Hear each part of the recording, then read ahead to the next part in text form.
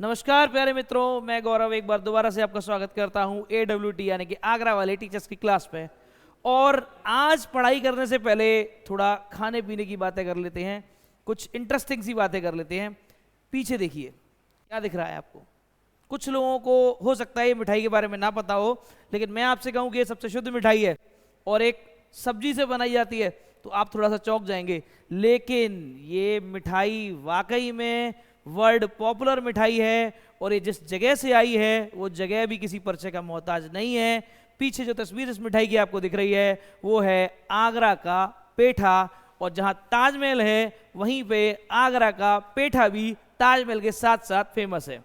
और जब मैंने पेठे की बात की तो मेरे दिमाग में आगरा ही क्यों आया, क्योंकि देखिए हम तो हैं आगरा वाले, खाने पीने में तो हमारा कोई सानी है नहीं, जैसा कि मेरी पर्सनैलिटी देख के आपको लग ही रहा होगा। साथ में आगरा का पेठा वर्ल्ड फेमस है, और वो वर्ल्ड फेमस क्यों है उसका सबसे बड़ा कारण है कि इसके जैसी क्वालिटी कोई मेंटेन कर ही नहीं सकता, और इसीलिए आगरा का पेठा इतना ज्यादा फेमस है। पर कल को हमारे तो नकल बहुत होती है।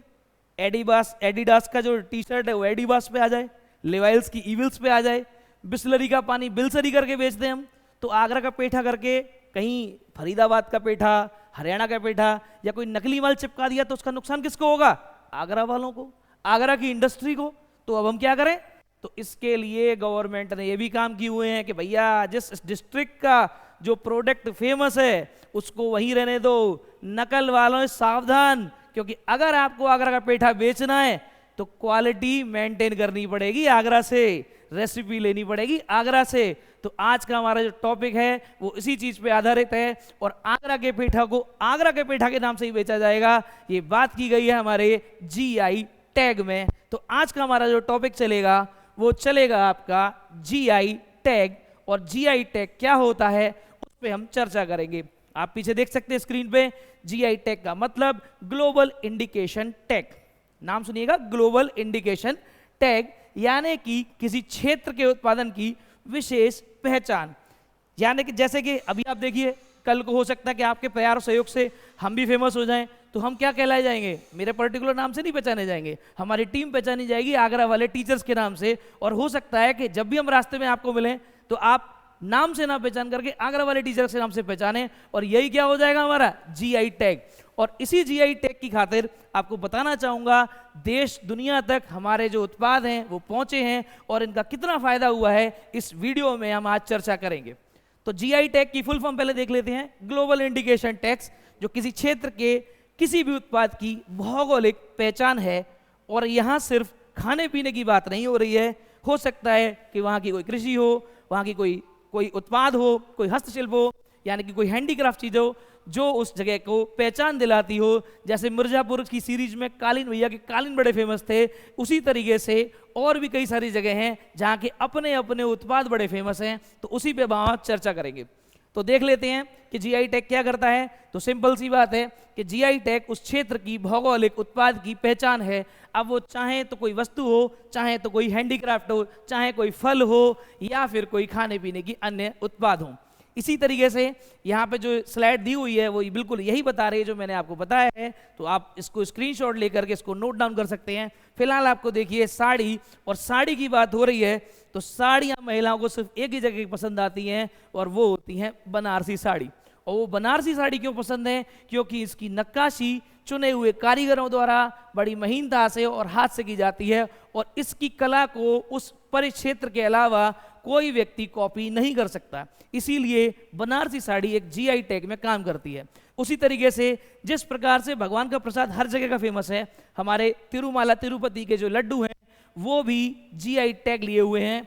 और तिरुपति के लड्डू की आप कॉपी कितनी भी बना लीजिए, लेकिन जो लड्डू का स्वाद तिरुपति के लड्डुओं का होगा वो कहीं पूरी दुनिया में नहीं मिलेगा, और इसकी कॉपी ना कर पाए कोई और उसका गलत फायदा ना उठा पाए, इसीलिए GI टैग को शुरू किया गया था। आगे देखते हैं क्यों बनाया गया। तो बनाने का मेन कारण ये कि व्यक्ति मेहनत तो बहुत लोग करते हैं, लेकिन मेहनत करने के बाद उसकी कॉपी जो सस्ती वाली होती है वो मार्केट में बहुत जल्दी आती है। जैसे मैंने अभी आपको एग्जांपल दिया कि बिस्लरी के मालिक ने उस पानी को आपको ब्रांड बनाने के लिए दिन रात मेहनत की होगी, और हमारे यहाँ के कुछ नकलखोरों ने क्या किया, बिस्लरी के नाम में से एक स्पेलिंग आगे पीछे करी और बिल्सरी कर दिया। एडिडास, टी शर्ट है एडिडास की, डी का बी बना दिया, क्या बन गया? एडिवास। पहचानने वाले को नहीं पता, क्लियर कट कॉपी है, लेकिन मेहनत पूरी खराब हुई और इसका फायदा जिस जगह को मिलना चाहिए था उस जगह को ना मिल करके दूसरे व्यक्तियों को मिल गया। तो उस चीज से बचने के लिए हम इनको टैग देते हैं। जैसा कि आप यहाँ पे देख पा रहे होंगे कि गिर के केसर का आम, गिर गुजरात की एक जगह है जहां पर एशियाटिक लॉयंस पाए जाते हैं। पूरे एशिया में एकमात्र लॉयन संरक्षण गृह भी गिर गुजरात में है और वहीं पर ये आम मिलते हैं और गिर के आम बहुत ही ज़्यादा फेमस हैं। तो वहीं छठ पूजा के आसपास एक बहुत ही प्यारी और प्योरेस्ट मिठाई मिलती है जो कि बिना दूध के बनाई जाती है, सिर्फ आटे की लोई बना करके परतों में लपेटा जाता है और लपेट के चाशनी डाल दी जाती है और उसका नाम है बिहार की सिलाओ खाजा। बहुत ही पॉपुलर मिठाई है, एक बार आप जरूर टैग कीजिएगा, जरूर इसको ट्राई कीजिएगा। और ये भी जीआई टैग का एक बहुत बड़ा एग्जाम्पल है, ये उस क्षेत्र की पहचान है कि अगर आप हमारे किसी भी बिहारी भाई से अगर आप पूछेंगे कि आपको क्या मिठाई पसंद है तो रसगुल्ला संदेश पसंद नहीं है उन्हें, सीधे सीधे नाम क्या आएगा? सिलाओ खाजा, और वो भी है बिहार की पर्सनल मिठाई। आगे चलते हैं, खाने पीने की बात हो चुकी है तो थोड़े से पढ़ाई भी कर लेते हैं। और पढ़ाई में क्या कर रहे हैं, पीछे चीजें आपको दिख रही होंगी, थोड़ा सा इसको एक बार रिवाइज कर देता हूं। जीआई टैग दिसंबर 1999 में भारतीय संसद के द्वारा भौगोलिक संकेत वस्तुओं आपका पंजीकरण और संरक्षण एक्ट 1999 के तहत लगाया गया था। इसको इंग्लिश में बोलते हैं geographical indication of goods registration and protection act 1999। ये एक आधिकारिक कानून है जिसके द्वारा अगर आप किसी चीज से जीआई टैग ले लेते हैं तो कोई व्यक्ति इसकी नकल नहीं कर सकता। हाँ, लेकिन अगर उसको उत्पाद करना है तो भैया जहां से ये टैग आया है उस परिक्षेत्र में जाके आपको अनुमति लेनी है, प्रॉपर फ्रेंचाइजी लेनी है और उसके जो मानक है बनाने के कि भाई किस तरीके से बनाई जाती है उसमें भी कोई ढील नहीं है, वो पूरा लेने के बाद में ही आप उसको आगे उस ब्रांड को इस नाम से बेच सकते हैं। और यही सिक्योरिटी उस पर्टिकुलर भौगोलिक क्षेत्र के उत्पाद को पहचान भी दिलाती है और इसका फायदा वहां के स्थानीय लोगों को बहुत ही ज्यादा होता है। नेक्स्ट देखिए किस तरीके से काम करती है ये। तो ये जीआई टैग पारित किया गया 15 सितंबर 2003 को। और जैसा कि ये जो पर्टिकुलर उत्पाद की मैं बात कर रहा था तो पहला उत्पाद था आपकी दार्जिलिंग की चाय, जो कि वहां के अपने स्वाद खुशबू के लिए बहुत ज्यादा फेमस है। तो दार्जिलिंग की चाय हमारे भारत का पहला जीआई टैग था। अब इसकी शुरुआत कहां से हुई उस पर बात कर लेते हैं। तो यहां पे आप देखिएगा कि इस जीआई टैग को भारत का एक विभाग है जिसका नाम है उद्योग संवर्धन एंड आंतरिक व्यापार विभाग, जिसको इंग्लिश में बोलते हैं department of promotion and industry and internal trade, इसको अनुमति देता है। ये विभाग जिसको जीआई टैग में उत्पाद को आप अगर रजिस्टर्ड कर देगा तो वो टैग पूरी तरीके से उस पर्टिकुलर क्षेत्र का जीआई टैग बन जाएगा। और इसकी जो शुरुआत हुई थी वो डब्ल्यूटीओ के ट्रिप्स समझौते के बाद हुई थी। डब्ल्यूटीओ यूनाइटेड नेशन का एक संस्था है जो वर्ल्ड ट्रेड ऑर्गेनाइजेशन यानी कि विश्व व्यापार संगठन है और पूरी दुनिया के व्यापार में क्या चीजें हो रही हैं और क्या नहीं हो रही उनको केंद्रित करने का, उनको संरक्षित करने का काम करता है। तो डब्ल्यूटीओ के प्रयासों से एक ट्रिप्स समझौता हुआ और इस ट्रिप्स समझौते के बाद में जीआई टैग फेमस हो गया। अब ट्रिप्स समझौता क्या है वो भी देख लेते हैं एक बार, क्योंकि ये भी एग्जाम के पॉइंट ऑफ व्यू से बड़ा इंपॉर्टेंट है। खाने पीने की बातें फिर से कर लेंगे हम। Trade related aspect of intellectual property rights, दोबारा सुन लीजिएगा, trade related aspects of intellectual property rights, जिसको हमने ट्रिप्स नाम दिया था। 15 अप्रैल 1994 को ये आपका समझौते पे करार हुए और 1 जनवरी 1995 को ये लागू हुआ।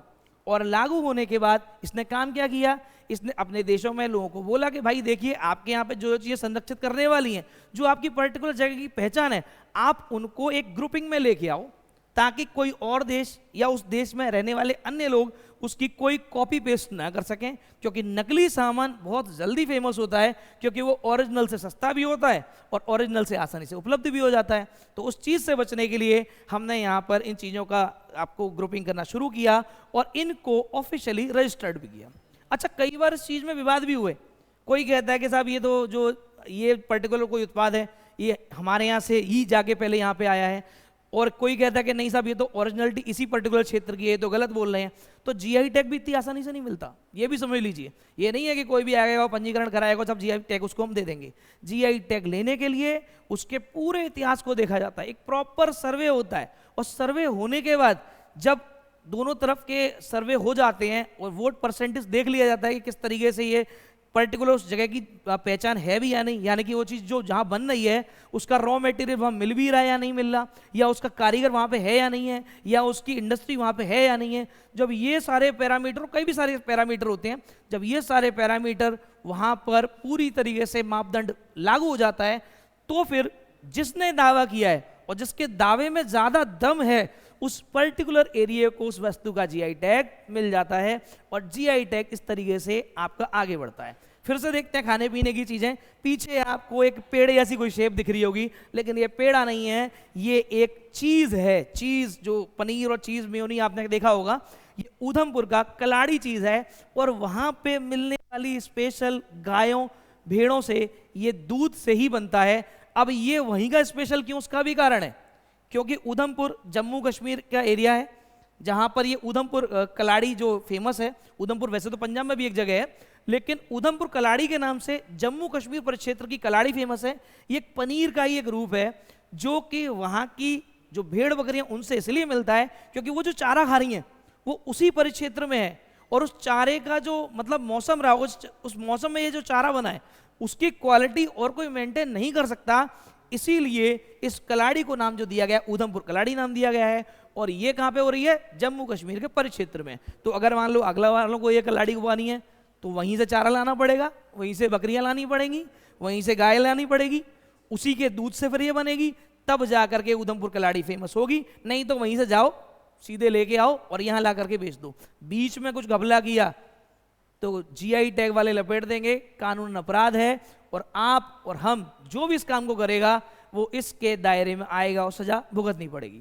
बगल में आप देख रहे हैं खोला मिर्च। खोला मिर्च है आपकी गोवा की फेमस मिर्च। ये लाल रंग की मिर्च है, जैसे कि देगी मिर्च राजस्थान की फेमस है, ऐसे ही खोला मिर्च गोवा की फेमस है। सबसे तीखी मिर्च भूत जोलोकिया, दुनिया की सबसे तीखी मिर्च भूत जोलोकिया, ये असम की फेमस है, और ये सब अपने आप में जीआई टैग लेके बैठी हुई हैं, इन्हें और कोई नहीं उगा सकता। आगे देखते हैं, चलिए खाने पीने से थोड़ा और ऊपर उठते हैं और देखते हैं कि क्या क्या चीजें हमारी श्रेणियों में दिया गया है। तो मैंने अभी आपको बताया कि इसको कई श्रेणियों में बांटा गया है। पहला कृषि उत्पाद, दूसरा आपका प्राकृतिक उत्पाद, तीसरा निर्मित वस्तु, चौथा वस्त्र, पांचवा हस्तशिल्प, और छठवा खाने की चीजें। अब इसके हिसाब से कौन कौन सी चीज कहाँ कहाँ की फेमस है उसका मैं एक एग्जांपल दे रहा हूं, क्योंकि भारत देश बहुत बड़ा देश है, भौगोलिक स्थिति परिस्थितियां बहुत ज्यादा हैं, विविध वन संपदा है, खाने पीने की तो जितनी वैरायटी आप पूछोगे उतनी वैरायटी है। तो ये सारी चीजें मैं माफ चाहूंगा कि इस वीडियो में कवर नहीं कर सकता, उसके लिए थोड़ा समय लगेगा, लेकिन जितना भी आपको पढ़ा रहा हूं कृपया करके उसे जरूर देखिएगा, आपको काफी सारी जानकारियां मिलेंगी। तो कृषि उत्पाद में मैंने अभी आपको खोला मिर्च का नाम दिया जो गोवा की थी। इसके अलावा गिर केसरम आपको दिखा चुका हूं मैं, गुजरात का है। पेठे की तो बात ही अलग है। आगरा में एक चीज और फेमस है, जूता। और सबसे अच्छी बात, आगरा का जूता आगरा में नहीं बिकता, सीधे यूरोप जाता है। आगरा की इकोनॉमी को संभालने में कोई इंडस्ट्री काम कर रही है तो वो 3 इंडस्ट्री काम कर रही हैं।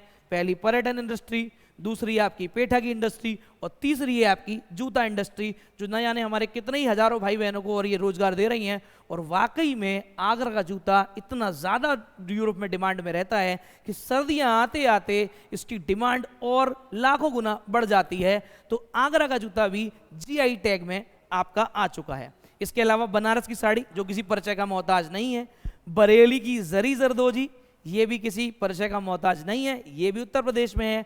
और अभी आपको बताया था उधमपुर की कलाड़ी जो जम्मू और कश्मीर की फेमस है, आगरा का पेठा, बिहार का खाजा, ये वो खाने की चीजें हैं जो जीआई टैग में आती हैं।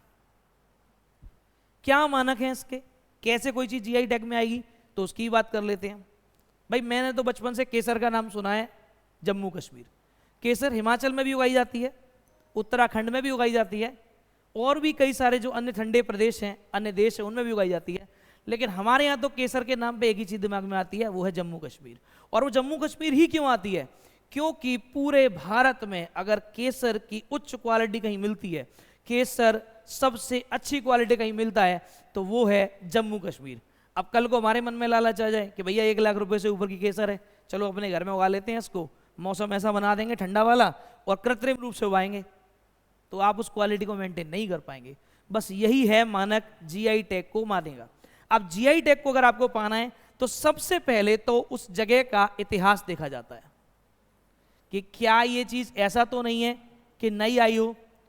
दूसरा ये देखा जाता है कि इसको उगाने का तरीका कितने लोगों को आता है।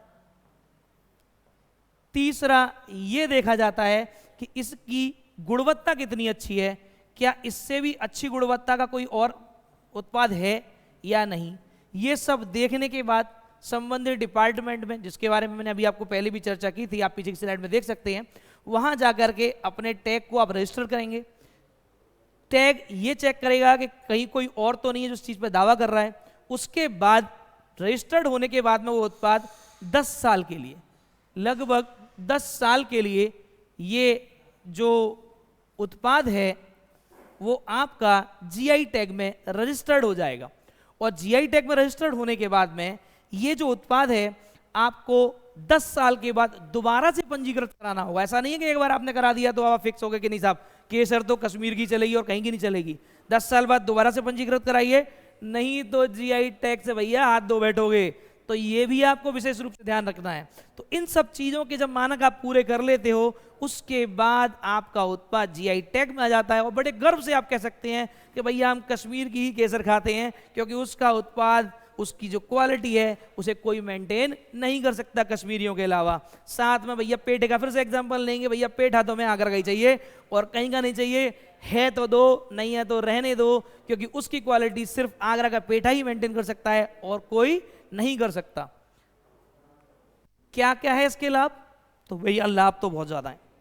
लाभ क्यों ज्यादा है?